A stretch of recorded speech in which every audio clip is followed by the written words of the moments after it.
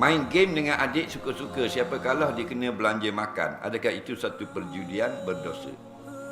Dia main adik-beradik, badminton, abang lawan adik. Kalau menang abang, adik kena belanja RM10. Kalau abang yang kalah, abang belanja adik RM10. Jadi mana-mana yang tidak bernasib baik kena bayar. Itu namanya judi juga. Faham?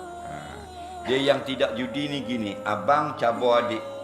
Kalau adik boleh menang lawan badminton dengan abang akan beri RM1000. Tapi kalau adik tu kalah, tak payah bayar apa. Itu tidak judi, boleh. Faham lagi? Saya lari laju. Mana-mana orang dalam kampung ni boleh berlamba menang saya lomba lari, saya nak wish juta je. Tapi kalau saya menang, tak payah bayar. Itu harus. Itu bukan judi. Faham lagi? Judi ini salah seorang akan kehilangan harta jika tidak bernasib baik.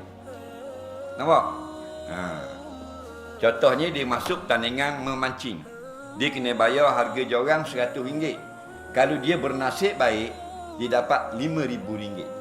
RM5,000 tu ambil mana? Duit pemancing lain. Betul tak?